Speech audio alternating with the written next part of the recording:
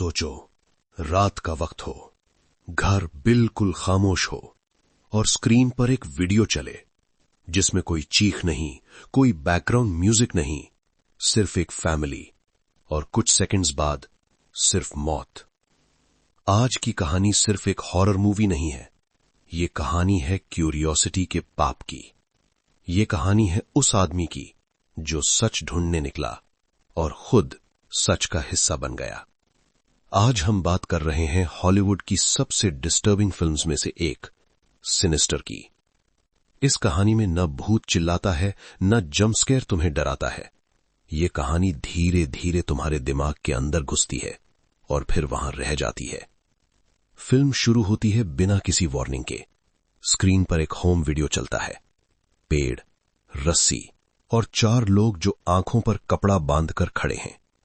अगले कुछ सेकंड्स में वो जमीन से ऊपर उठ जाते हैं और वीडियो खत्म। कोई म्यूजिक नहीं, कोई स्क्रीन नहीं, बस एक सवाल, ये कौन लोग थे और ये वीडियो किसने बनाया? अब स्क्रीन कट होती है और हम मिलते हैं एलिसन ऑसवाल्ड से। एलिसन एक ट्रू क्राइम राइटर है। वो ऐसा राइटर नहीं जो इमेजिनेशन से लिखता हो, वो रियल मर्डर्स पर लिखता है। और उसकी सबसे बड़ी प्रॉब्लम यह है कि उसका लास्ट हिट बुक 10 साल पहले आया था। उसके बाद सिर्फ प्रेशर, पब्लिशर का, पैसे का और खुद के ईगो का।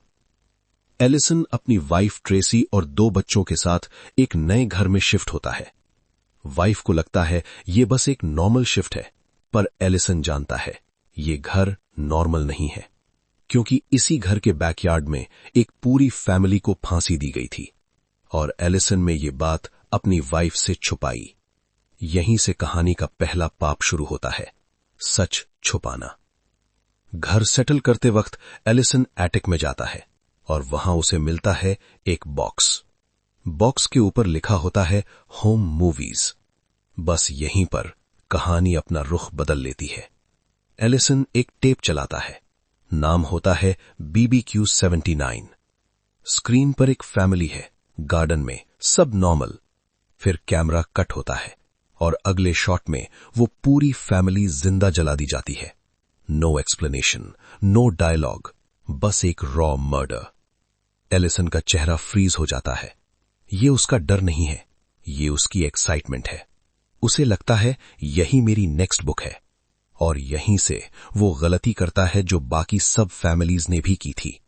वो और टेप्स देखना शुरू करता है। अगला टेप, पूल पार्टी 66। रात का सीन, फैमिली स्विमिंग पूल के पास सो रही होती है। कैमरा एक एंगल से रिकॉर्ड कर रहा होता है और फिर इलेक्ट्रिसिटी। पूल में गिरते ही सब मर जाते हैं। फिर एक चीज नोटिस होती है, हर टेप के एंड में स्क्रीन पर कुछ सेकंड्स के लिए एक अजीब सा चेहरा दिखाई देता है। बच्चा सा, पर आंखों में कुछ ऐसा जो बच्चों का होता ही नहीं। एलिसन को लगता है ये किलर होगा, पर असली बात ये है ये किलर नहीं है, ये कुछ और है। जैसे जैसे टेप्स बढ़ती जाती हैं, एलिसन रात को सोना लगता है कम और देखने लगता है ज्यादा। उसकी वाइफ फील करती है कि घर में कुछ बदल रहा है। बच्चे अजीब सपने देखने लगते हैं।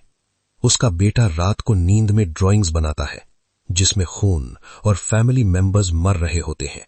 और उसकी बेटी अंधेरे से बात करने लगती है।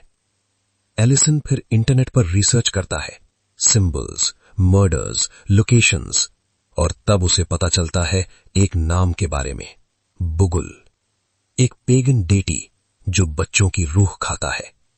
पर कहानी यही नहीं रुकती। एलिसन नोटिस करता है कि हर फैमिली शिफ्ट होने के बाद ही मारी गई थी और हर घर में होम मूवीज छोड़कर कोई गया था, यानी कोई चीज थी जो फैमिली के साथ नए घर में जा रही थी। और एलिसन बिल्कुल वही कर चुका है। अब कहानी और गहरी हो जाती है। एलिसन को लगता है वो कंट्रोल में है, पर असली कंट्रोल कब का उसके हाथ से निकल चुका होता है। रात के वक्त घर के अंदर बच्चे दिखाई देते हैं, जिंदा नहीं पर मरे हुए भी नहीं। वो टेप्स के बच्चे होते हैं और उनके बीच में बुगुल।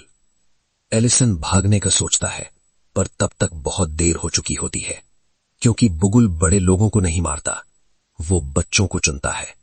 और एलिसन के बच्चे अब उसकी नजर में आ चुके होते हैं। यहीं पर कहानी एक और मोड़ लेती है।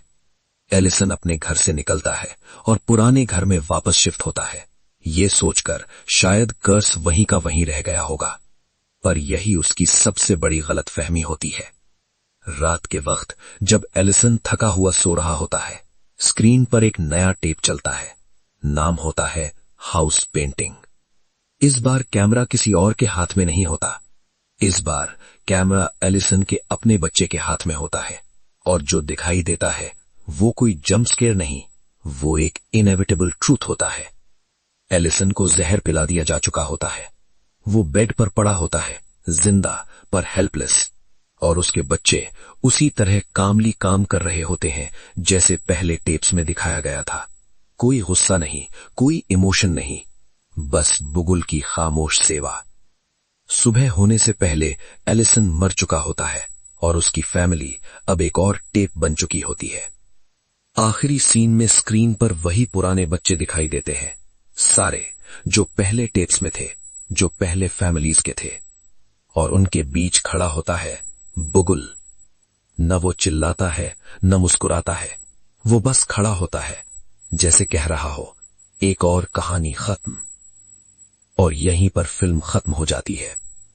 अब असली सवाल आता है, सिनिस्टर इतनी डरावनी क्यों लगती है? इसलिए नहीं क्योंकि इसमें खून है, बल्कि इसलिए क्योंकि ये कहती है सबसे बड़ा मॉन्स्टर घर के अंदर होता है।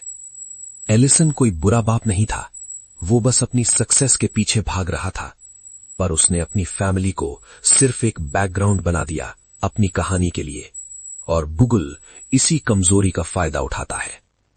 सिनिस्टर का असली मैसेज ये है, क्यूरियोसिटी कभी कभी सर्वाइवल से ज्यादा महंगी होती है। हर राज जानना जरूरी नहीं होता, और कुछ कहानियां सिर्फ देखी जाती हैं, समझी नहीं जाती।